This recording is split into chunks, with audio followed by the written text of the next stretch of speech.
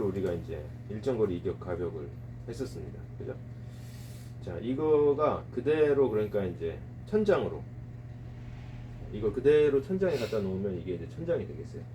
천장이 그야말로 일정거리 이격 가벽입니다. 그죠? 천장에서 일정거리 이격한 가벽이에요. 밀착 안 하죠. 밀착하는 경우도 있어요, 물론. 그거는 이제 좀 어렵고. 근데 그 밀착도 사실은 똑같아요. 사실 밀착 가벽으로 하면 돼요. 그럼 천장은. 근데 우리는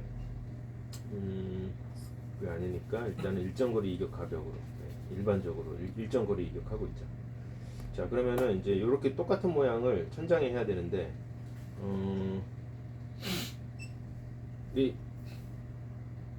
이제 이거를 바닥으로 생각하고 이 위에를 이제 안 보이지만 천장이 있다고 생각하겠습니다. 이게 벽이고. 그래서 이렇게 깔돌이를 이렇게 박았어요. 둘레 깔돌이를 박았습니다. 깔돌이 등분을 선행하면 좋아요. 이것도 역시. 왜냐면 이게 벽체가 똑같기 때문에 여기 있는 이 깔돌이를 우리가 등분해서 했듯이 이 천장도 등분해서 박아주면 좋습니다. 물론 이제 천장은 그렇게까지 잘 안 하시지만 그래도 할 수 있으면 좋습니다. 등분을 미리 해서 이쪽과 저쪽에 박아놓으면 돼요. 이 천장은 어디가 깔돌이라고 보기 애매하죠. 밑깔돌이인지 어디가 윗깔돌인지 측깔돌인지 그건 이제 자기가 정하면 돼요. 그래서 뭐 이쪽을 세로상으로 하겠다, 이 실 같은 경우에 이쪽을 세로상으로 하겠다 하면은 이쪽이 뭐 밑깔돌이, 한쪽이 윗깔돌이가 되는 거고 양쪽이 측깔돌이가 되는 거고, 이쪽을 나는 세로상으로 하겠다 하면은 이쪽이 밑깔돌이, 이쪽이 윗깔돌이가 되겠습니다. 그래서 그럼 이게 결론적으로 말하면 어디를 세로상 방향으로 해도 상관은 없어요. 큰 차이는 없습니다. 그런데 일반적으로는 이 실의 긴 쪽을 세로상으로 해요. 긴 쪽. 짧은 쪽을 세로상으로 하기보다는 여기 같은 경우라면 그러면 요게 세로상이 되겠죠. 이쪽 방향은. 이렇게 세로상이 되겠습니다. 왜 그렇게 하냐면 이렇게 세로상을 했을 때 세로상 바지는 요 방향이 돼요. 그죠? 네. 반대로 요게 세로상이라고 하면 세로상 바지는 요 방향이 됩니다. 네. 이렇게 됩니다.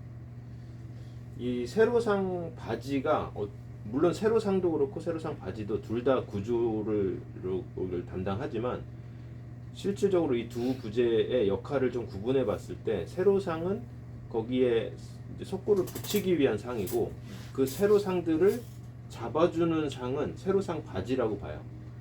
그래서 세로상 바지가 구조력을 담당하고 세로상들이 그 단단한 그 세로상 바지에 그냥 갖다 박히는 그런 형태라고 이해를 하시면 되겠습니다.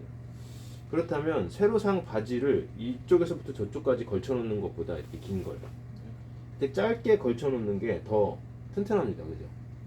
세로상 바지가 짧은 게 더 튼튼해요. 그죠? 이렇게 길게 세로상 바지를 거는 것보다 이쪽에서 이쪽까지 가는 게 더 튼튼하기 때문에 이제 이렇게 이런 식으로 가고 세로상이 이렇게 밑으로 가게 됩니다.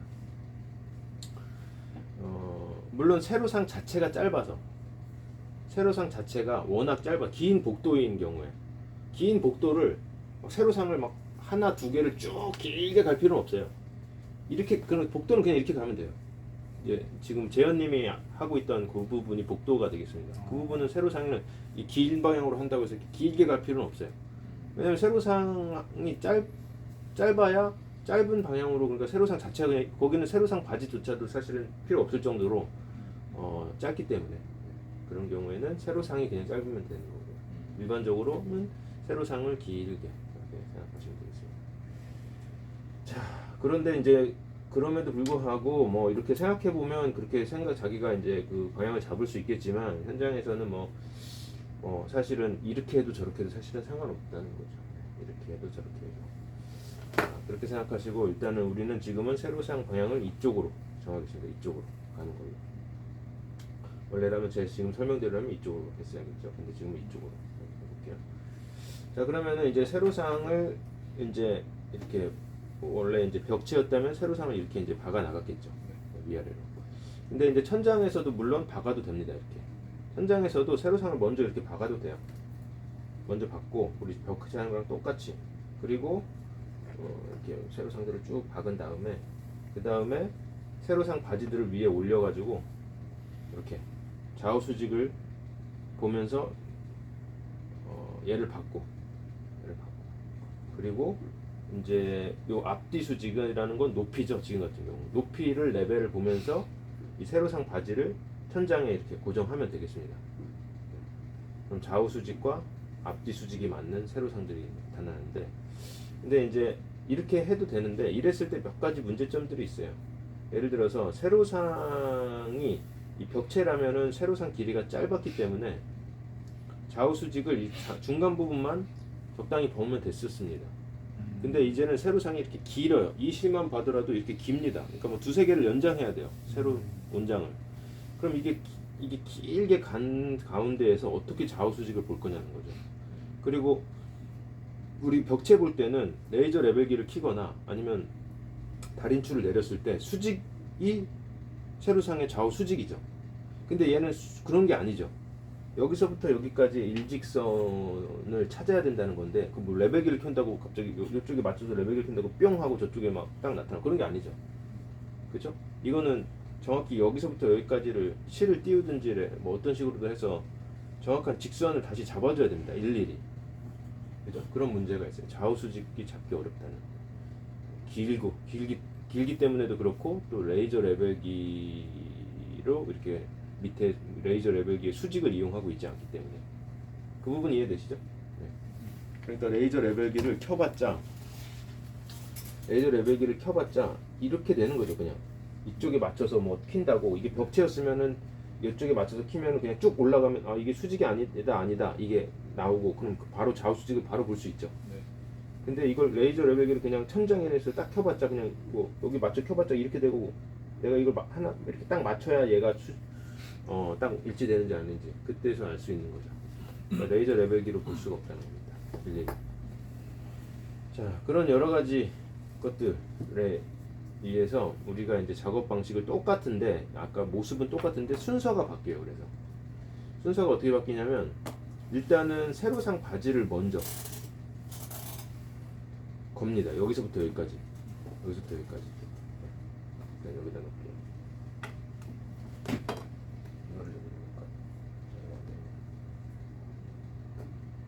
이거는 잠깐 여기다 놓고 세로상 바지를 여기서부터 여기까지 놔요. 그 다음에 이 세로상 바지에 이 앞뒤 수직을 봅니다. 우리가 그 전까지는 세로상의 이 앞스라의 앞뒤 수직을 봤잖아요. 네. 그게 아니고 이제는 세로상 바지의 앞뒤, 여기 같은 경우 위아래가 되는 거죠. 위아래 수직을 봐요. 위아래 수평을 봐요. 어떻게 보냐면 우리가 지금 레벨기로 여기에 깔돌이 먹선이 있죠. 그리고 거기에서 우리가 이제 뭐 다루기 하나 이렇게 돼가지고 여기 마킹해서 레벨기가 이렇게 보이는데 거기다 이렇게 올려서 뭐 마킹도 하고 뭐 그랬었죠. 쭉 돌아가면서 이거 가지고. 네네. 그럼 여기서 30 더 가서 마킹한 거예요.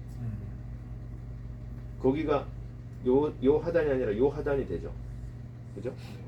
그럼 그걸로 받쳐가면서 이 밑을 받치면, 그런 나무로 이 밑을 이렇게 받쳐가면서 이렇게 오락내락 하면은 얘가 이제 위아래 높이가 정해지고, 그때 이제 위에서 이런 T자 형태든 어떤 형태든 이렇게 박을 수 있다면 그러면 이제 얘가 고정이 된 거죠. 네. 위아래로. 이렇게 되느냐 이렇게 되느냐는 건 중요하지 않아요. 얘는 지금 앞뒤 수직만 중요합니다. 그죠? 세로상 바지가 그랬죠?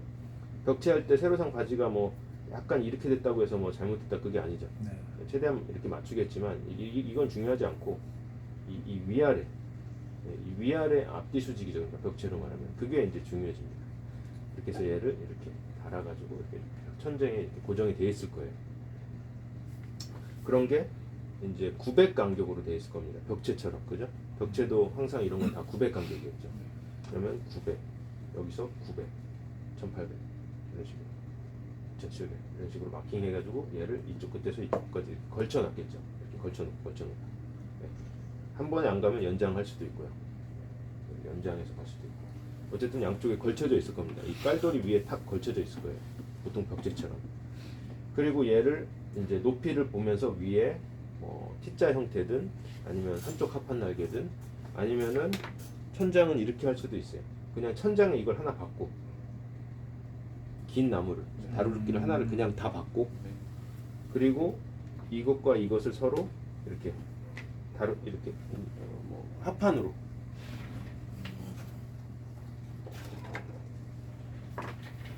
이렇게 합판으로 이렇게 해서 이렇게 고정할 수도 있어요.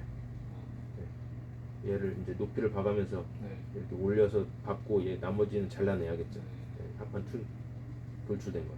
어떤 식으로든 그거를 박는 거는 여러 가지 이제 현장 상황과 스타일에 따라서 바뀌겠지만 중요한 건 어쨌든 중요한 원리는 이거의 높이를 먼저 맞춘다는 겁니다. 이거의 높낮이 위에 있는 어떤 구조물과 함께 그렇게 해서 이제 요 900 간격으로 이렇게 쭉 놓고 그 다음에 이제 여기에 이제 등분을 돼 있으면 좋고 안 돼 있으면 지금 해야죠. 그러니까 깔돌이에 등분 기준점을 찾아가지고 척조선도 찾아야 되고 그죠?